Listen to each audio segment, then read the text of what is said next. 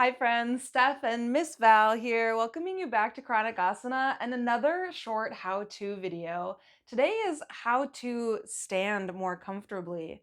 Another one that I feel gets really overlooked and kind of second guessed as to why in the world we would ever stand incorrectly. But if you have a chronic condition such as arthritis or neuropathy, something that really affects your balance and your stability, then just knowing a few more key things about standing with a strong footing and a strong center could go a really long way, not only on the mat, but out into every single day life. So, first things first, let's get standing. I want you to do this all with me today. So, as we come to stand, the first things that I want you to think of are what and where. In the context of your yoga class, what are you standing on? Is it hardwood floor and then your mat? Is there a carpet and then your mat? And then what is your mat made out of? I don't believe that the squishier the mat, the better. I'm more in the support of density, but when it comes to standing balance, I find it way easier to balance on hard floor.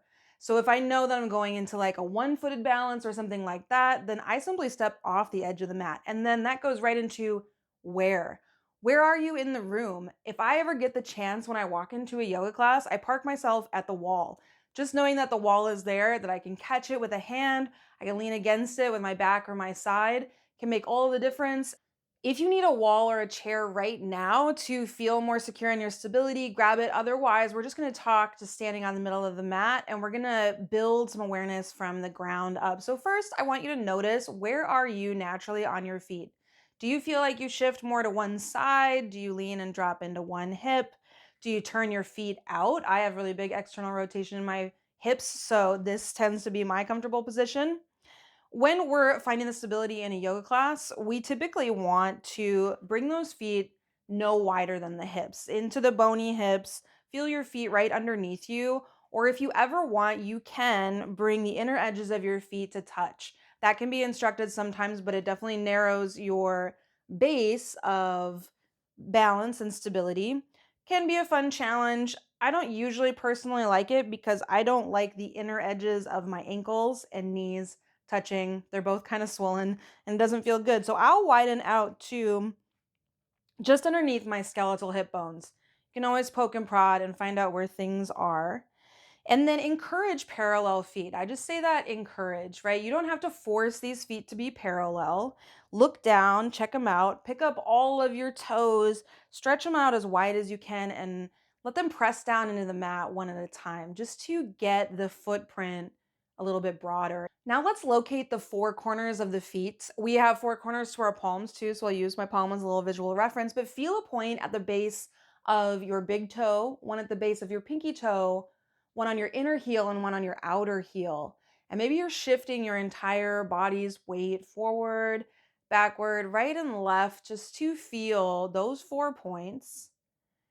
And then start to let your movement lessen and lessen until you feel like you're centered on those 4 points in each foot and pretty balanced from right and left foot.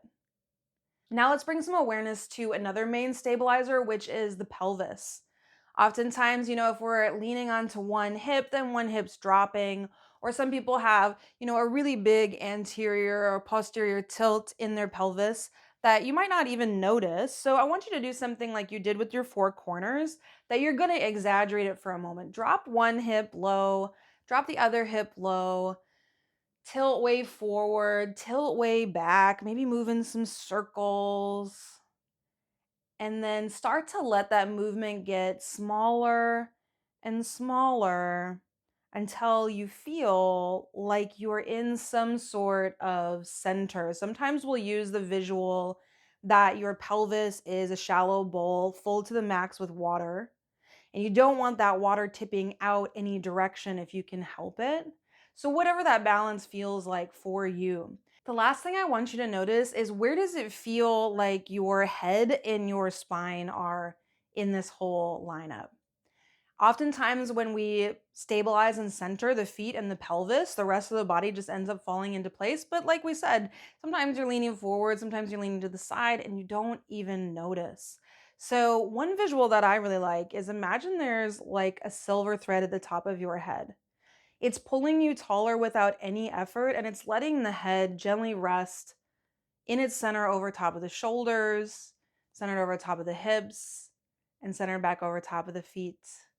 Last thing that is really good for standing stable is a focal point for the eyes. You know that when you close your eyes, it's far more challenging for the body to find itself in space. So have a very purposeful gaze. Again, not stressful, just something that's not moving on the wall or on the floor in front of you that you can look at, relax the muscles of the eyes, and kind of gently gaze through. Because not only if the eyes are closed, is your proprioception going to be altered, but if the eyes are darting around, it's an automatic signal to the mind that you are in some sort of danger and you need to be on edge. So if we're looking for that deep stability, we'll keep one stable gaze with our stable body. So let's try it out. Let's find one of the most foundational postures that we've got in yoga, Tadasana mountain pose. We're going to build it again from the ground up so you can let it all shake out of your body. Bring yourself nice and tall. Parallel those feet, let them be lined up underneath the hips. Maybe stretch out all the toes again, press them down, press them into the ground one at a time as best they can. Rock around and find the center of your feet. With a soft gaze straight forward, start to draw some energy up through the soles of your feet and into the muscles of your calves. Bring some energy up through the very tops of your knees and let the muscles of your strong legs turn in like they're hugging the bone. Bring that energy back to the pelvis. You can always balance it back out. See where you feel like you're centered, and then feel that silver thread invite you tall at the very top of your head. Shoulders could roll down your back. As you turn your palms to face forward, just to open the bones of the arms, notice yourself in space. There's the gentlest invite of the belly into the spine, the ribs a little closer into the body so that everything feels stable. The whole body buzzes with a little bit of effort and energy so that nothing in particular has to work too hard. Take 2 more full breaths. Deep breath in. As if you could pull that energy from feet to head. Deep breath out. That you could let that relaxation move from head to feet. A deep breath in to pull that energy up from feet to the very top of the head, and a deep breath out. Let yourself relax. I hope with just those few new things to think about, it can change your experience in standing. I know that my personal experience with standing was completely changed when I started taking yoga, as corny as that sounds. But I need all the help with balance that I can get. Anyways, if this how-to is helpful, I have a few more on the channel. I'm coming up with more all the time. If you've got something that you want to see, just let me know down in the comments and watch this video next.